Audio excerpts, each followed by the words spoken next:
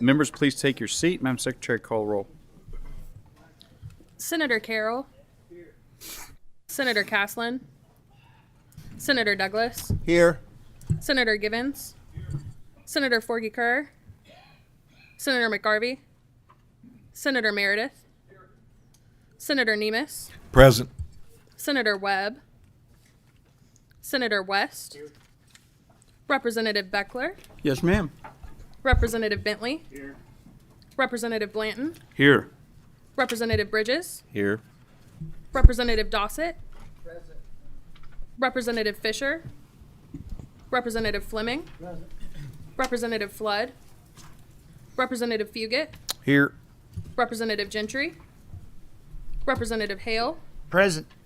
Representative Hart. Representative Hatton. Representative McCool. Representative Nemes. Here.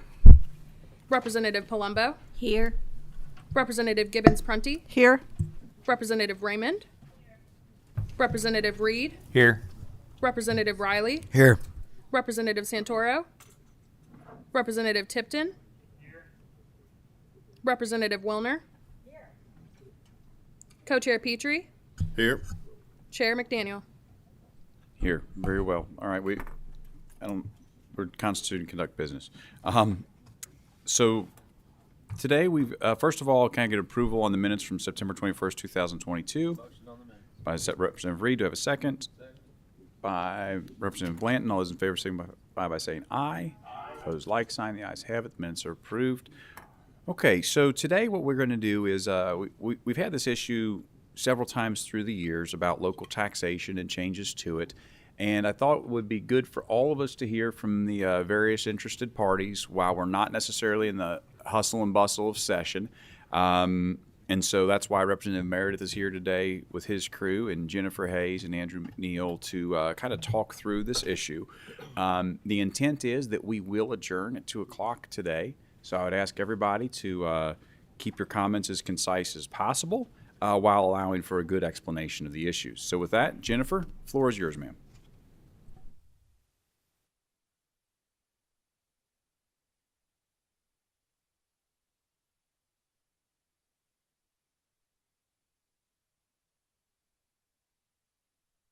So I'm Jennifer Hayes, Committee Staff Administrator for the Appropriations and Revenue Committee. And what I have for you is a very high-level overview of local taxation. We're not going to get into the weeds until we get to the very last slide, and then only briefly, I promise. From a big picture view, revenue is generated at the local level by two major categories of taxes.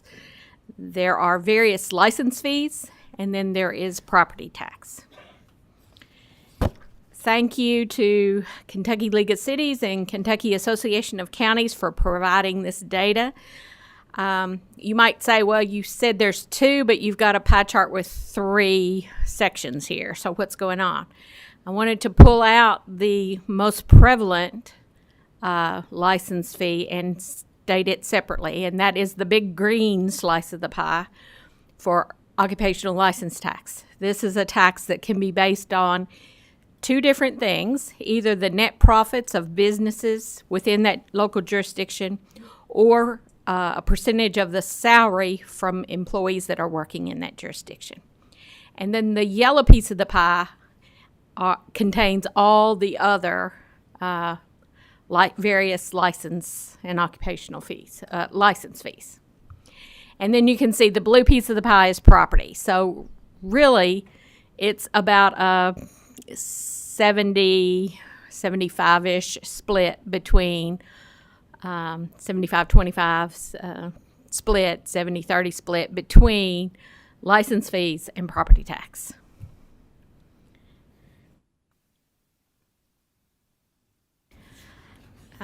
We can't go very far in A&R without talking about the Constitution. And so, once again, here we are. Section 181 of the Constitution allows the General Assembly to delegate the power to the local jurisdictions to impose and collect license fees on stock used for breeding purposes. I don't know how prevalent that is these days. But the next one is very big.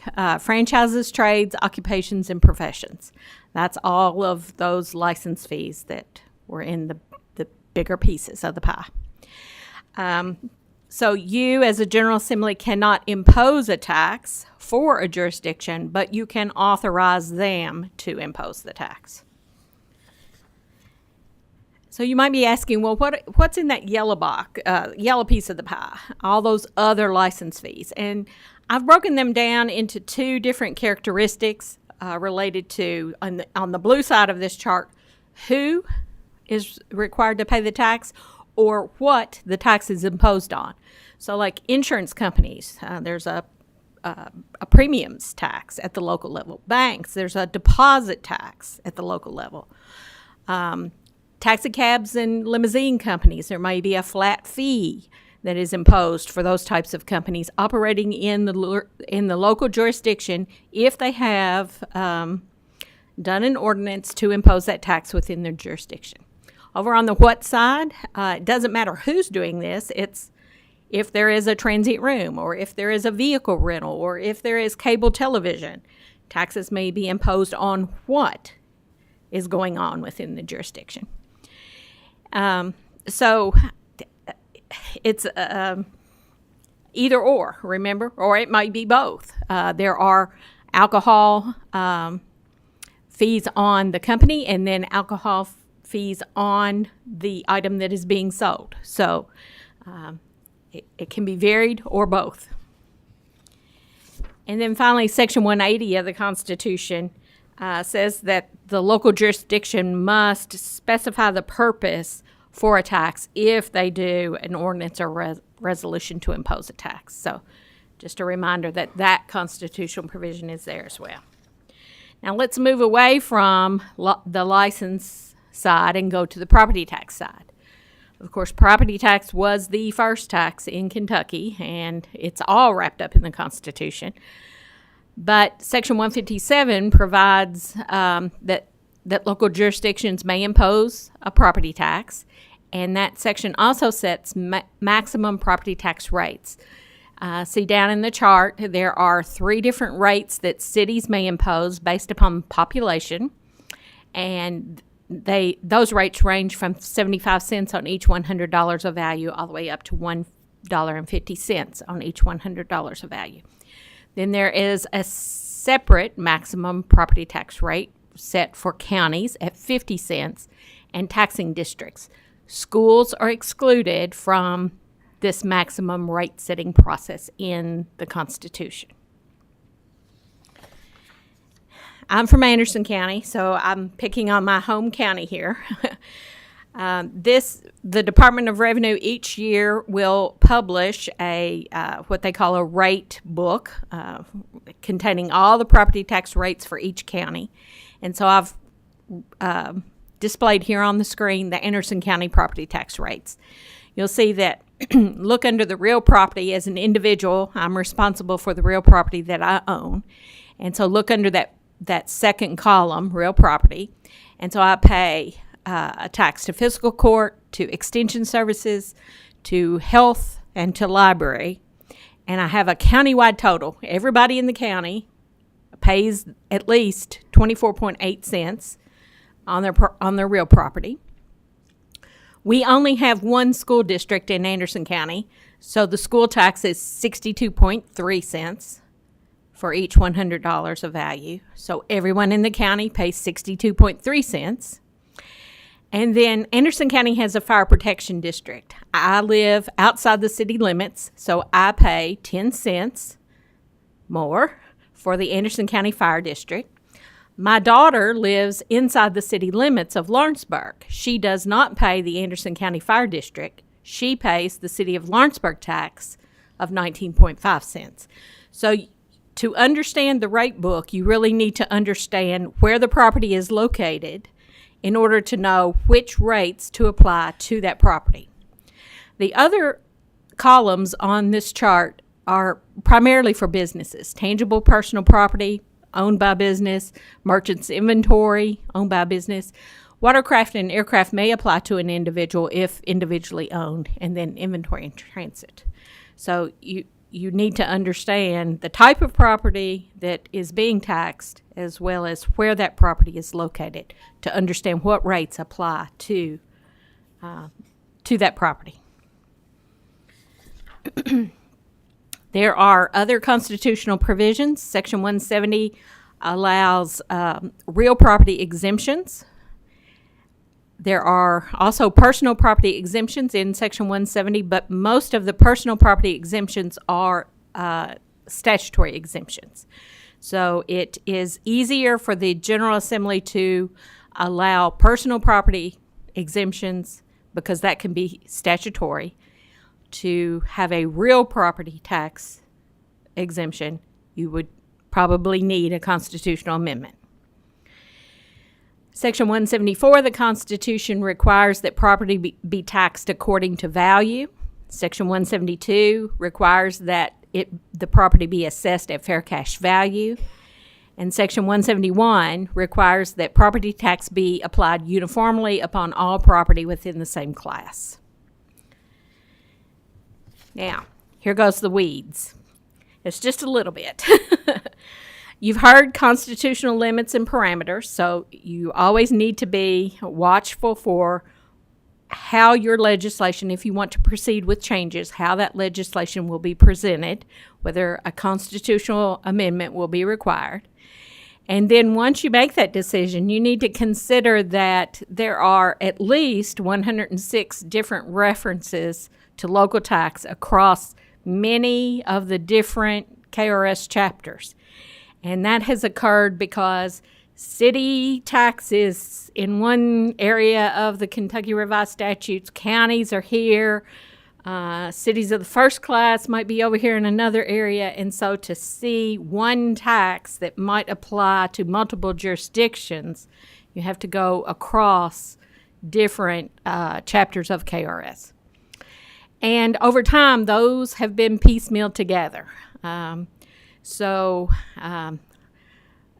Fire districts and libraries come to mind. If you were created before a certain time, this tax applies. If you were created in this period of time, another tax might apply. And so you really have to piece everything together to get the full picture. And then for local taxation, the tax may be based on a city classification system that ended on January 1, 2015. So a city of the first class or city of the fourth or fifth class may still be referenced in the tax statutes, but it's as that classification system was on January 1, 2015. I know that was very fast, but I was trying to leave time for other presenters.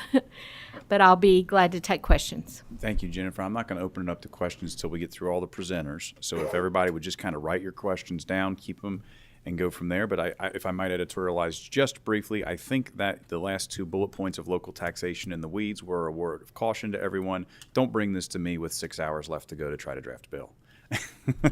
Very good. All right, Representative Meredith, floor is yours, sir.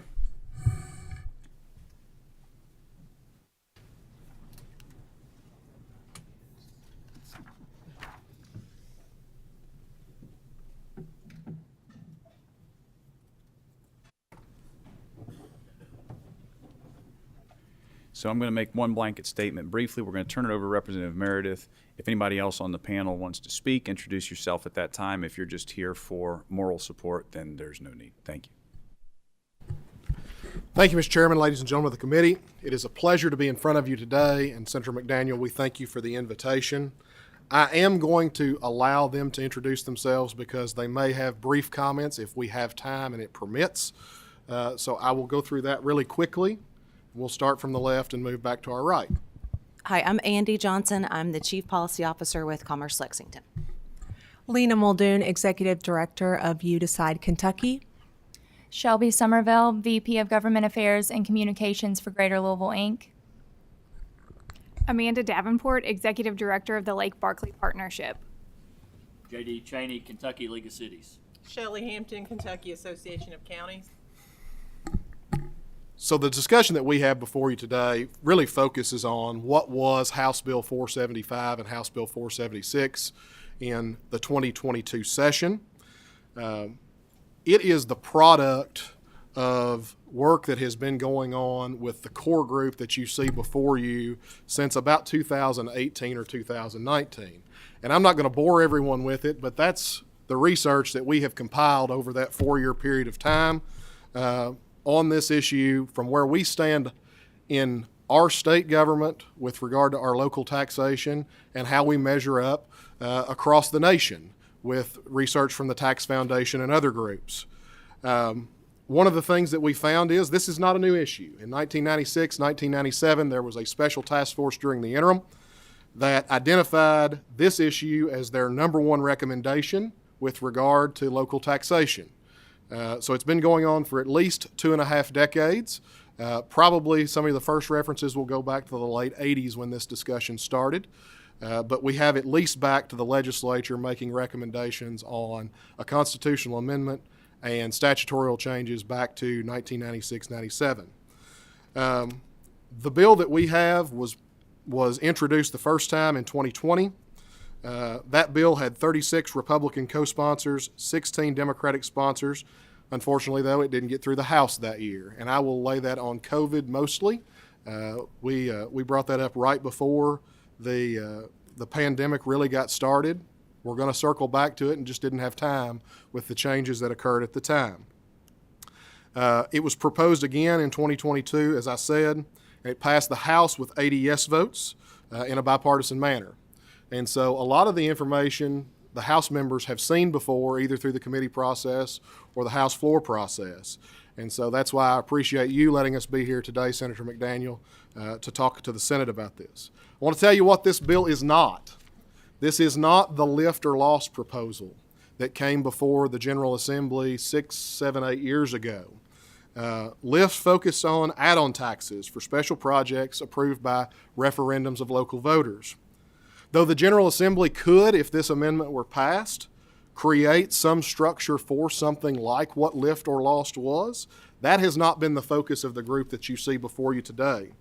Our focus has been and continues to be transitioning away from our current system of over-reliance on income-based taxes and replacing them with a consumption-based tax to better align our tax code with peer states that we compete against. Since the start, we have sought to work with and continue to work with groups that have concerns about this process. The 2022 bill had provisions added to it specifying that any local sales tax must apply to the same base and shall be administered in the same manner as any state sales or use tax. That language was requested by the Beverage Association and other business groups. Working with the Kentucky Chamber, we have continued to update them on this process. In fact, we had a meeting with them yesterday, and we continue to have a good dialogue with them as well about what provisions that they need, either in this or a statutory framework, to make it work. The amendment paired with the language that was in House Bill 476 from last year, though, is really, really important. Because what House Bill 476 does, and the amendment, makes sure that the General Assembly still has supremacy over what happens in the local taxing jurisdictions. 476 also makes sure that if the constitutional amendment does pass, that it does not create a wild, wild west scenario and that nothing happens in our cities and counties until the General Assembly comes back and creates an affirmative statutory framework for how the tax would work in local jurisdictions. What I would say in concluding my comments is that the policy framework, whatever we do, must protect the baseline revenues to meet current obligations that cities and counties have. It also must create an opportunity for growth, as House Bill 8 did last year, in revenues to make up for the growth that we know all comes over a period of years with inflation and other pressures. And we have to figure out some way to incentivize this move after we allow it by our cities and counties to get them to move to a more consumption-based structure like we are pursuing to do at the state level. The only other thing that I would say from a data standpoint until questions arise is I do want to make the distinction. Jennifer talked about how much of those overall funds are coming from occupational tax, and that field has both occupational and net profits in it. From a city revenue perspective on those taxes, 50.2% of about 58.3% of Kentucky city tax revenues comes from the occupational payroll portion of that tax, with about 6.7% coming from net profits and 1.4% coming from gross receipts. On the county level, it's about 38.2% coming from payroll, with about 5.1% coming from net profits. So most of these taxes are derived from the individual income side, not the business income side. The other thing that I would say is Kentucky is only one of 8 states in the nation that taxes both personal and business income at the local level. There are 17 states that have some form of income tax at the local level, but Kentucky is one of only 8 that taxes both business and personal income at the local level. And I'll turn it over to Andy Johnson at this point with Commerce Lex. Thank you, Chairman. So, like I said, my name is Andy Johnson. I'm the Chief Policy Officer for Commerce Lexington. Our organization represents nearly 2,000 business members, not only in Lexington, but throughout a 9-county region in central Kentucky. Commerce Lexington, as a Chamber of Commerce, we also help lead the economic development efforts in that 9-county region, working to attract businesses and talent to our region. So I'm here today on behalf of our organization just to express, from the business community perspective, our support for this constitutional amendment, because, as Chairman Meredith pointed out in his remarks, how important that the local tax policy, having more diverse options, is to our ability to compete, not just for jobs, but also for people in the region. I've said this before to several of the committees, but over the last year and a half, Commerce Lexington has pulled together a group of business leaders and local officials for a process with a national consultant to look at our region and to figure out, where we currently stand and what it's going to take for us to be more competitive in both of those areas. And through that process, we've looked at how we compare to surrounding states and other communities. And the policy issue that is at the top of the list is our local tax structure. That reliance on the occupational taxes and the net profits taxes is an outlier when we're looking at jobs and talent. So that's why we're here today advocating to you all for the General Assembly to allow this constitutional amendment to go on the ballot and then to have that robust discussion about overall modernization of those local tax structures that enable us not only to compete for the businesses and the people, but that would also encourage more regional collaboration across county lines on those types of projects that would help us, whether it's quality of life or product development or workforce strategies, that we'd be able to leverage resources more effectively. Thank you. Hi, everyone. I'm Shelby Somerville, again with Greater Louisville, Inc. We are also a regional chamber of commerce, and we represent almost 2,000 businesses in the Greater Louisville region. I think Andy did a great job summarizing why this is important for the business community to help make Kentucky more competitive and help us attract businesses and talent to the state and to our region. We took great strides passing statewide tax reform last session with House Bill 8, but the critical changes that were made in House Bill 8 will never be fully realized if we don't take this additional step and address the local tax structures as well. They put us at a competitive disadvantage, and we need these critical improvements in order to move forward. GLI recently took about 120 business leaders to Jacksonville, Florida on our annual glide trip, where we study another city, see what they're doing from a policy and economic development standpoint, why they're succeeding, and what that looks like. In every conversation that we had, and this was not planned, and talking about every major accomplishment that they have had in the last several years, having the local tax options was a key in all of those conversations. They've been able to fund many infrastructure improvements and major projects in their city through a sales tax at the local level. And that, along with their competitive tax code at the state level, is what they attribute a lot of their growth and success to. We need cities and counties to be able to reinvest in themselves like that here in Kentucky. Everyone wants economic development and big projects, but first we need to take care of the basic infrastructure and services that cities provide for people, because without that you can't have economic growth. So reforming Kentucky's local tax structure will give cities and counties the tools that they need to thrive, promote business development, support economic growth, and attract and retain top talent here to Kentucky. So we urge you, alongside everyone here, to take this critical step in passing the bill to allow this to go onto the ballot and continue to help Kentucky become more competitive. Thank you. Good afternoon. I'm Amanda Davenport, the Executive Director of the Lake Barkley Partnership. My organization is responsible for economic development. Oh, can you hear me? Can you all hear me? Okay. I'm very short, so sorry about that. I represent economic development in Caldwell, Crittenden, Lyon, and Livingston counties in West Kentucky. I also serve as the Treasurer Secretary for the Kentucky Association of Economic Development. I began my career immediately after finishing graduate school, where I served as the first Economic Development Director in a rural town north of the Dallas-Fort Worth Metroplex. It was during this time that I became a fierce champion for rural communities and an advocate for their economic development success. I first experienced the power and potential of local tax control during this time in my professional life. I've witnessed firsthand the incredible tools that tax policy can provide to communities by allowing them to define their own goals and economic successes. In short, local tax control allows for communities to determine their own destiny by creating tailored solutions to meet their own individual needs.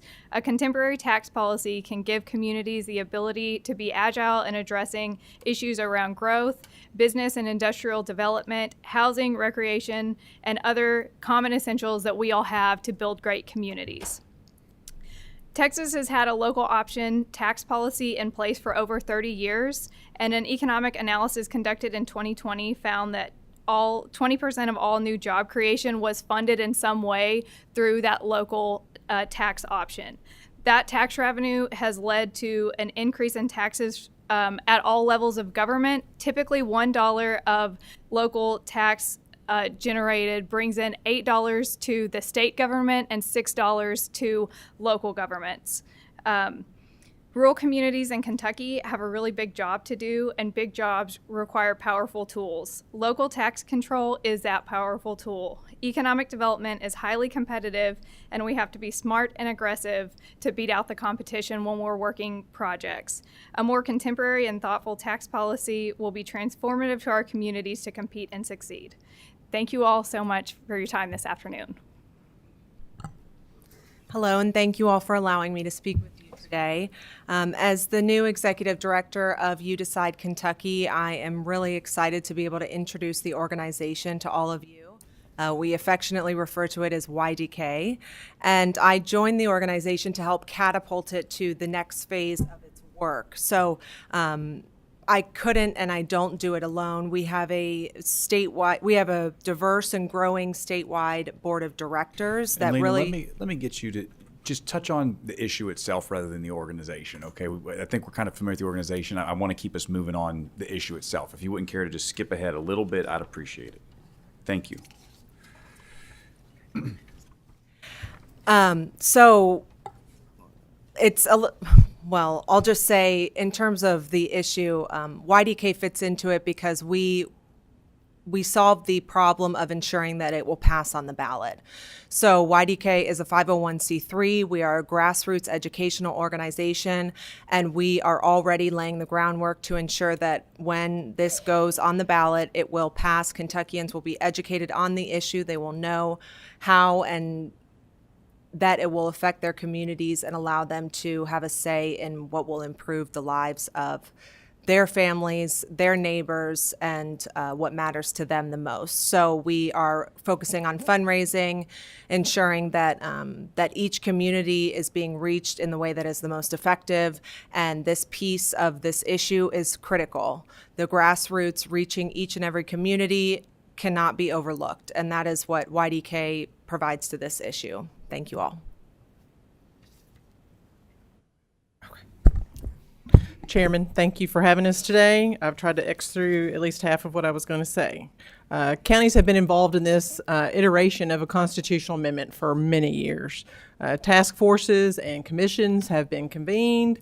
I found this in the bottom of my desk, final report of the task force on local taxation in 2006, if you care to see some of that.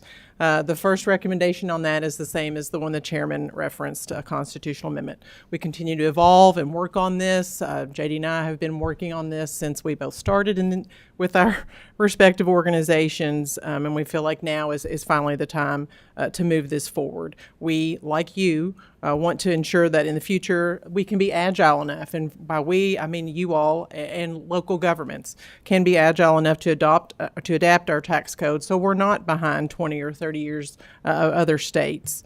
The limitations on the legislative branch is part of what keeps counties coming back to you asking for funding, not only for mandated services, but for the quality of life projects that would make counties a better place for our mutual constituents to work, live, raise a family, and run a business. Simply interpreted, this would give a future General Assembly the authority to consider, debate, and hopefully pass adopted policies allowing local governments more modern revenue-generating options, and those conditions for those options will be placed by you. That is all the amendment does. You would continue to have primacy over our tax structure. Many counties outside of the interstate corridor struggle to know what their landscape might look like in the future as they bump up against that constitutional limit on their property tax amount. So this is really the only clear path forward to expand options that could be based on each county's unique needs and the economic landscape. All the more reason for the amendment. Who knows what the future General Assemblies will construct to give us more options and to make us a little less dependent on the state budget. Thank you for having us, and I'll turn this over to JD. I wish I had something profound to say like all the other speakers, but I'll give it a try. If you change nothing, nothing will change. And that means that we're going to continue to be racing on increased occupational taxes as city and county governments continue to meet the increased cost of services that they have to provide, whether that's through wages or other types of services. We don't want that. That doesn't dovetail with the policies and the philosophies that have been embraced by the General Assembly. Likewise, I want to point out just something on what Jennifer said and what Chairman Meredith said. You all are so used to us coming up here and talking about home rule, home rule, home rule. And we'll do that all the time. This constitutional amendment is not about home rule. This is about the power of the General Assembly, the power of this legislature to be able to have additional flexibility to write local tax code. Jennifer pointed out that 181 right now, Section 181 of the Constitution says the General Assembly has the power to delegate to local governments the authority to impose those two broad categories of taxes that she highlighted. This doesn't change that. This doesn't say local governments can do whatever they want. This says the General Assembly may, by general law, once again keeping that statutory authority with the legislature to decide how to design a local tax code with the business community, with local government input, but it gives greater flexibility to you all to do that, to chase or to dovetail with the state tax policies that you all have enacted. If the constitutional amendment is approved by the General Assembly and ultimately approved by the voters, it may take a significant amount of time in order to develop that policy. I'll give you an example. The classification system that we had 6 classes of cities was approved by the voters in 1994. It was 2014 before the General Assembly actually acted upon that voter-approved referendum to change the city classification system. So it doesn't mandate General Assembly action, it just gives you the authority. And the other thing that's frustrating for local officials at times is when they look around about how our local governments are funded. It is by residents and resident businesses and workers in the community. Even though we contribute so significantly when we travel to Tennessee or other states, the people that come here and enjoy air infrastructure don't make any contribution to funding our local governments and all the things that they get to enjoy. And so that's a philosophical shift that's very important to us. And I'm getting need, so it's time for me to shut up, but be happy to answer any questions. JD hit a critical point that I was going to sum up with just 2 sentences. Taxing non-resident visitors that we don't do right now as we continue to try to focus on a tourism economy in Kentucky. Our tourists should be paying for those services just like our residents are. And secondly, although we talk a lot about sales tax when we talk about this amendment, it's not the only thing that we could talk about here, I don't think. We talk about it because it is the prevailing trend nationwide. 38 states allow their local governments to charge a sales tax. Only 17 allow for an income tax, and only 8 of those have an income tax on both the business and the personal level, as I said earlier. However, this would give us the ability as a General Assembly, not the local governments, but give us as a General Assembly the ability to be more agile if that prevailing mood amongst local governments and amongst other states changes in the future, so that it doesn't take 30 or 40 years for us to catch up with those communities that have gotten ahead of us. I show this many, many times when we talk about this issue. This is a map of the Kentucky state line just south of Hopkinsville, Clarksville area. If you notice, all the development is right below the Tennessee line in the Clarksville area. Over the last 30 to 40 years, Clarksville has grown from a community of 35,000 to a community of about 130,000. Hopkinsville has gone from a community of about 25,000 to about 35,000. And we have gone behind the curve, most likely and most attributable to our tax code. Very good. Thank you all very much. I'm going to ask you to step back for a second.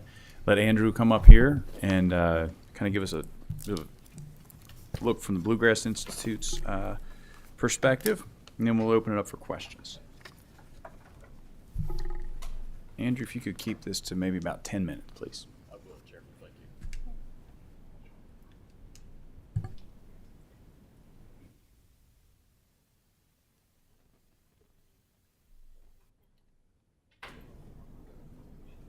There we go.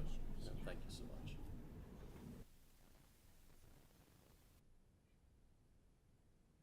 All right, thank you, Mr. Chairman McDaniel and Representative. Andrew, turn your microphone on, please. Thank you, Chairman McDaniel and Representative Petrie. It's good to see you, members of the committee. Thanks for the invitation to present to the committee. I'm Andrew McNeil with the Bluegrass Institute. I know that our time is limited, so I'll jump into a short presentation. I guess I would preface my comments with saying that what you'll hear from us is not necessarily antagonistic to what you just heard from the presenters in front of us. I think that there may be some principles that we'd apply to tax reform, local tax reform, that would shape different ideas and different approaches to the details, the nuts and bolts of that. But I also think you're going to hear a lot of alignment with some of the things that Representative Meredith has spoken to, and I would like to extend our appreciation to Representative Meredith. He's always had an open door with us, and we've reached out to him to discuss this issue. But I'd like to begin with, for most of the 20 years that I've worked in Frankfort, tax reform has been framed by various organizations as a need for more revenue. The idea behind that approach was government spending is what propels prosperity and progress. Fortunately, over the last few years, that mindset has been changing, notably with last year's tax reform and the responsible budgets that have been embraced by the General Assembly. That changed mindset should carry over to local tax reform. The focus shouldn't be, or primarily on, and certainly not exclusively on, revenue. The focus should be on competitiveness. We think that competitiveness places individuals, small business, and entrepreneurs at the center of the discussion. An important factor that, in my experience, has not typically been highlighted in these conversations is overall tax burden. Think of tax burden as the weight of taxation borne by the average constituent or average small business in your district. Kentucky has a relatively high overall tax burden or lower tax burden, depending upon how it's measured. I'm happy to discuss these metrics that are in this table if there are some questions during the Q&A.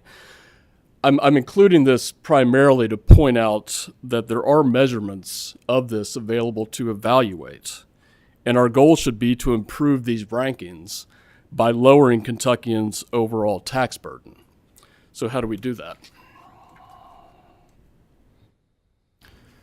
The Bluegrass Institute has established 3 principles for tax reform. The nice thing about these principles is they equally apply to state tax reform as they do local tax reform.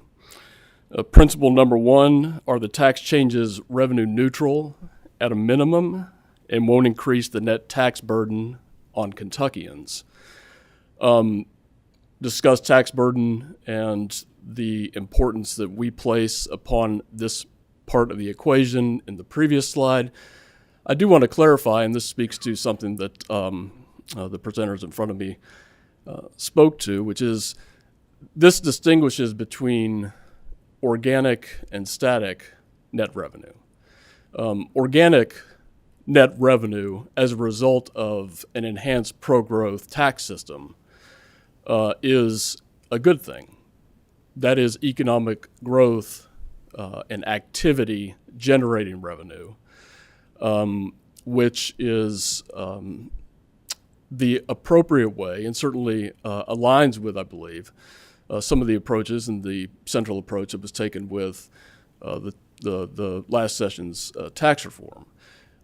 But when you're designing it on net, you want to make sure, I believe, that it's important to make sure that revenue neutrality is the beginning starting point at a minimum.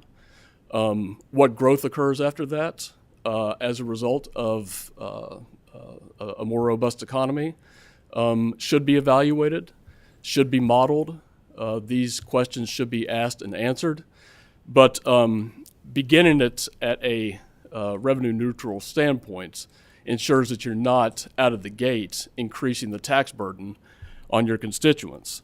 The second principle, do tax changes favor taxing consumption over income? Again, much of the discussion surrounding this has pointed in this direction, but simply giving local government new consumption taxes to layer on top of existing taxes would be a mistake and almost certainly will result in an increase in the net tax burden.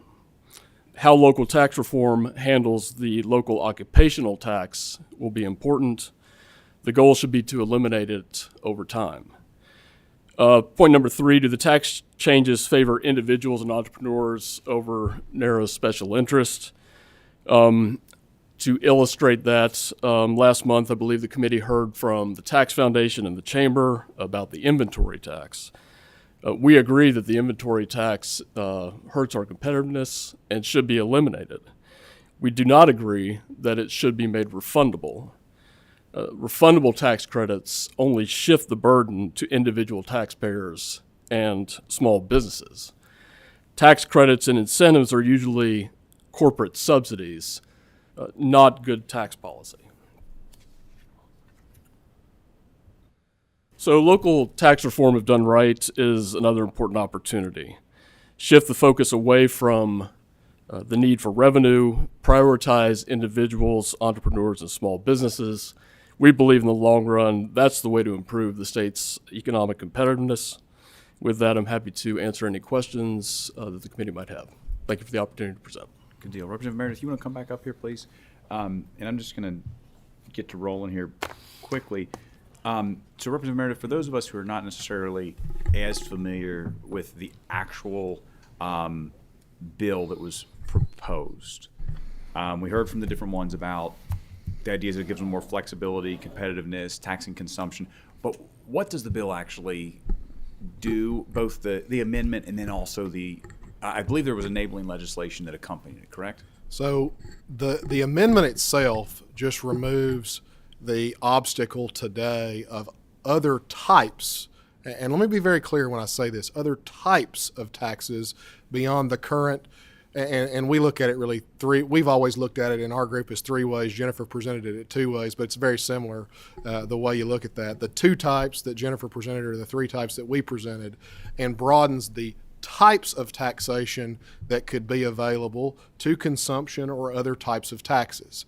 However, again, you mentioned 476, which was not what I would consider a traditional enabling legislation, but it was kind of a Reins Act for the amendment, if you would want to say that. It said that nothing new could be created by a city or county government or municipal corporation unless the General Assembly expressly authorized that type of tax structure through statutory frameworks. And so the amendment only allows us to explore a new framework, to create a new framework within the General Assembly. It creates no new tax in and of itself, and in fact, if passed with 476, would expressly prohibit that being done. Very good, thank you. Representative Nemes. Thank you, Mr. Chairman. I want to appreciate all the presenters. I agree with a lot of been said on, I don't know if we want to say both sides, because I don't know that you're actually opposing, especially the three reasons for tax, or the three policies, or whatever, whatever you call it, elements, factors. I've always supported this, and the reason I supported it is because working property owners are soaked in a local government taxation, and it's time that we have more diversity of taxation. I would, and this is the major concern I've always had, although I've favored it and voted for it before, I think I may have co-sponsored it, because working property owners are overtaxed, and we need to diversify more. I would like the comments from Representative Meredith, and we've talked about this many times before, so I've heard you say it, but for the benefit of the community or anybody, or of the committee, or anybody that testified on your behalf, how are we going to make sure that we don't just allow add-ons to taxes? None of us want that. So I'm thinking of something along the lines of the old House Bill 44, something along those nature, to make sure that we don't just add on a big sales tax to our people, which wouldn't resolve the issue that I'm for, which is the reason I support it, because our working property owners are overtaxed already. Thank you, Mr. Chairman. Our goal here is to grow the pie, to be more competitive so that all of our communities, cities, and counties can compete, to be more economically driven in their decisions that they make. Now, I will tell you, this will not be all that easy when we get to a statutory framework to draft. Chairman Petrie and Representative Reed know very, very well how difficult it was to draft the trigger mechanisms for the state tax reform that we did in House Bill 8 last year. And we only had one entity that we had to work with those numbers to create those trigger mechanisms. In this situation, we're going to have to draft some kind of a smart policy that recognizes, like I said in my earlier comments, we have to protect baseline revenue. We have to protect organic growth in the revenue streams that we have. But we have 415 cities across the Commonwealth of Kentucky and 120 counties. And we're going to have to be very, very smart and be very, very cautious about how we draft something, because we want to make sure that whatever we pass when we get to a statutory framework on this does not create a Kansas situation for our local governments. We have data right now that we have requested over this summer from our Department of Revenue regarding what a 1% sales tax would look like at the local level. 1% for the city, 1% for the county. They can't give us anywhere near real numbers on what it would look like city by city. And the county by county numbers are very, very difficult because the way that retailers report, if you're a big box or multi-location store, you only report in one location. And so right now they can't allocate those dollars directly to each individual locality. And so that's going to be a challenge. And I will be upfront with all of you all, much like JD said about the classification reform bill, that constitutional amendment passed in the 90s, but it was the 2000s before we got to an actual finished framework for what that classification reform would look like. It may take several years to craft that after we pass an amendment that gives us the ability to craft something like that. We want to move as fast as we can, and we continue to talk through those issues, but our goal is that allow a consumption-based taxation that puts our tax structure more in line with states across the nation and localities across the nation, but that also recognizes that if we're going to phase out, and as we want to phase out, occupational licensing tax, or at the least lower our reliance on those, that it will take a period of years to get there. in proving how that can work in protecting the baseline revenues that our cities and counties have to meet their current obligations. All right, thank you. Senator Meredith. Thank you, Chairman McDaniels. And Andrew, on your slide, and that's what I'm looking at, the 3 principles for tax reform. I think those are great guiding principles. Probably would suggest that we add a number 4, and that being it should be fair and equitable. And I get a little confused by your first bullet point there. I think I understand what you're trying to say, but we're faced with a situation, particularly with income tax, that we've got over 50% of our income that's been exempted from taxation over the years. So everyone, at least in my mind's eye, is not paying their fair share of income tax. I know we're talking about local taxes here, but it has we can't talk about this within a silo. It all flows together. Yep. And I just want to understand what you're saying with that first bullet there, because if we go to consumption-based tax, I think it recognizes those folks who are not paying any income tax, so the overall revenue will increase, but you're saying the overall tax burden on the average does not increase for the wage earner. Yeah, so a simple way to think about it is that in either case, if you were to either, and we'll just use sales tax, if you expand the base or raise the rate, use that additional revenue to buy down the individual income tax rate. That's where you get revenue neutrality, dollar for dollar trade-off. These are trade-offs. You establish revenue neutrality, and then what you'll see through a pro-growth tax system is that you'll see that organic growth. But look for that trade-off if there's going to be additional consumption taxes, and I think that the chairman has pointed to this, figure out a way to incentivize, we might say, require localities, if they are going to be able to impose additional restaurant taxes, tourism taxes, et cetera, sales taxes, to ratchet down the occupational tax. Use that additional revenue to buy down rates. Isn't that what we've seen with the income tax reduction that we saw back in 2018 for both personal and corporate? Is that folks said we would not have the revenue to meet the needs of our Commonwealth, but yet just the opposite has been true. We've fueled economic growth as a result of that tax decreases. Is that the principle that you're trying to embrace here? It is the principle. I have expressed some disagreement with the 2018 tax reform in that rates were reduced, but on net, it was a net revenue tax plan.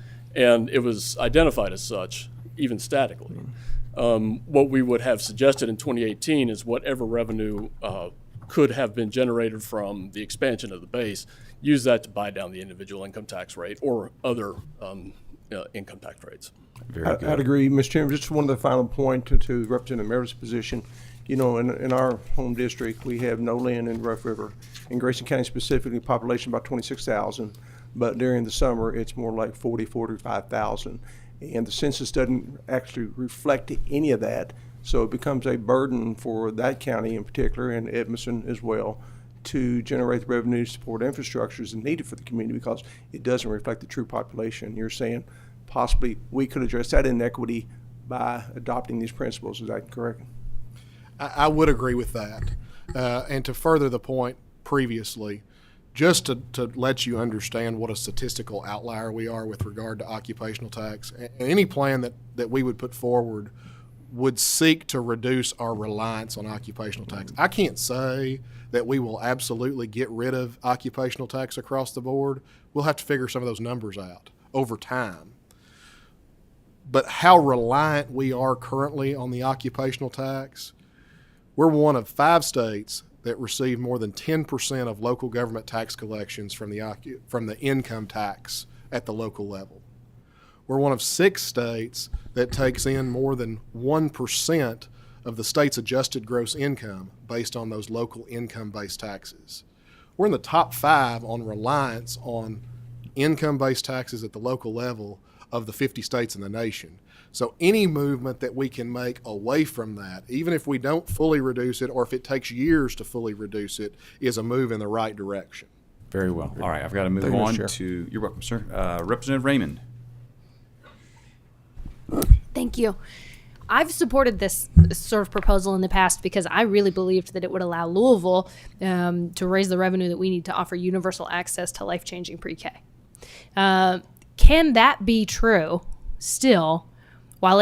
Can I say that that's true while you're saying at the same time that this is necessary to allow us to implement the income tax reduction from House Bill 8? It does not mean that we have to implement the reduction plan in House Bill 8. I think it complements House Bill 8. And what you have seen with the reduction in 2018 and the House Bill 8 reduction is that we do have an economy that is growing significantly right now in the Commonwealth. And we're experiencing great revenue growth because of that. That's what we would seek to do here. As we reduce those reliances on occupational taxes, we seek to repurpose and bring more people to our Commonwealth. I've heard Representative Petrie say it time after time. We want smart population growth in our Commonwealth.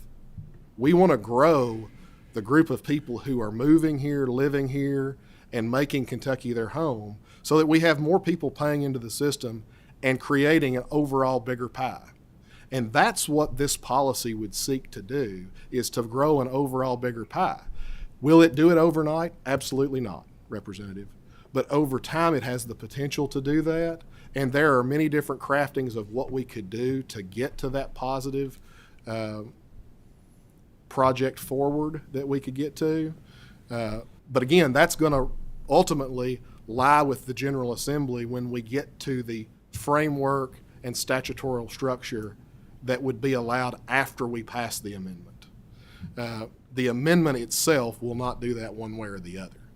Mm-hmm. So to clarify, a city wouldn't necessarily be restricted in raising additional revenue, or would they be, because they would use the local option flexibility to make up something they'd lost from the state?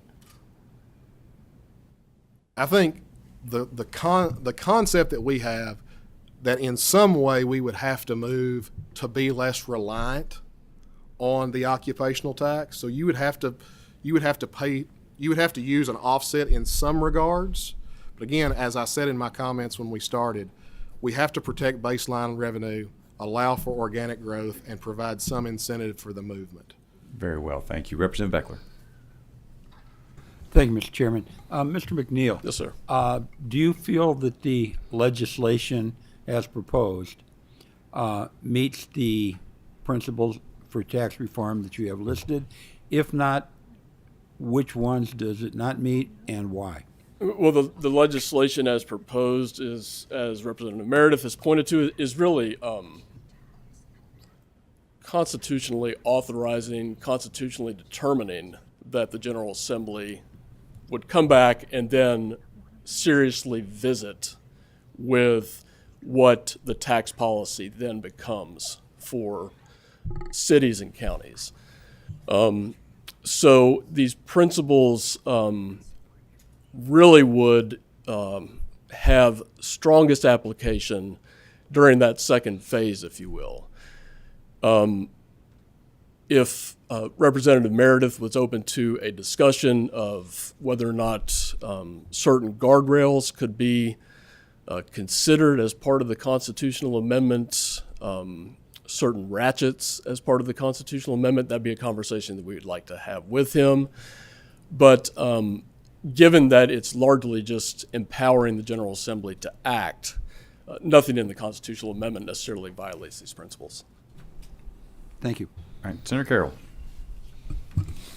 Thank you, Mr. Chairman. As Jennifer said earlier, and this may be more for JD and Shelley, the inequities in the current local taxations based on classification, old classifications, those types of things, are the cities and counties going to back away from pushing in those areas and work more towards getting this passed and maybe dealing with those inequities as part of a future tax proposal?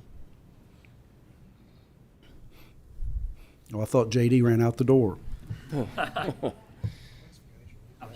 I was trying on the classification reform, which again took 20 years from the approval of the amendment to the General Assembly acting on it, and there's still little pieces that Jennifer referenced. The only one left that's tied to the old classification system is the restaurant tax that cities can levy in the old 4th and 5th class cities as they were categorized back in 1891. So that's the only piece left that's tied to that old classification system. For us, I think the overall thing, Senator Carroll, on this legislation is that we understand in order to be more competitive, we've got to put some consumption-based elements in our tax toolbox, for lack of a better term. Otherwise, our only option is to eat up the progress that the state made with House Bill 8 is to say, oh, well, the state's lowering their income tax. We have additional cost. We're going to have to increase occupational taxes in order to fund those police, the fire, the transportation services that we have. So that's the reason we're a part of that. We still think, and I'll go on the record for this for my membership, we still think from an equitable standpoint, the restaurant tax shouldn't be based on an old classification system. You fixed the reference in the alcohol statutes, the other taxation system. You fixed that with, I forgot the bill number, a couple years ago. So that's the only one that's left. But yes, we would still like to see equity on the restaurant tax, but this is more tax policy oriented overall. Okay. I thought the occupational tax was based on smaller cities can do that also? Yes. That was fixed in classification reform. Okay. Yes, sir. All right, very well, guys. Well, thank you very much. What I like the best is that JD and Shelley agreed that if this passes, you're never going to come to the General Assembly again asking for money for cities and counties. So we're set. Sheriffs, PVAs, jailers. Yeah. No, guys, thank you for the time. Representative Meredith, you want to give us some closing comments, sir? I do want to address one thing Senator Carroll said in the question about the restaurant tax specifically. If you look over the last several years, though that has been a priority for both KLC and KCO at times, there has been no movement on that issue in the House because this has been the priority piece of local tax legislation versus that piece through our work that we have done over there. You can argue the inequity of that or whatever, but this is what the House has put our focus on with regard to local tax reform. I just want to thank you all for giving us the opportunity to talk about this today. Obviously, an hour doesn't give us the time to go through all that research that I had in that big binder. But if any of you all have any questions that I can answer for you all as we head into next year, as we head into the future, please allow me to do that. I'm happy to engage in any way that I can with you all or other groups that have questions with regard to this. It truly is, I think, now that we have passed House Bill 8, there are plenty of important things that we have to do as a General Assembly. But from a fiscal policy standpoint, from a tax policy standpoint, this may be the most important thing that we have in front of us as we move forward now that we have House Bill 8 and the mechanism to move to hopefully a zero income tax rate at the state level. Very good. Well, Representative Meredith has always maintained a very open policy on this and many other issues. So please don't hesitate to reach out to him with any questions, concerns, comments. And Senator Carroll, as you're driving home to Paducah, if you want to dial him up, he'll talk to you the whole 4 hours on the way home, I'm sure. Very well. That drive is boring enough as it is. Oh, my. All right. Last couple of items here. We do have some correspondence items that you will see both from Jenny Bannister as well as from Jennifer Hayes and some various reports. We'll encourage the committee to take a look at those. Absent that, our next meeting is November the 2nd, and we will look forward to seeing everyone back here then. Until then, we'll stand adjourned.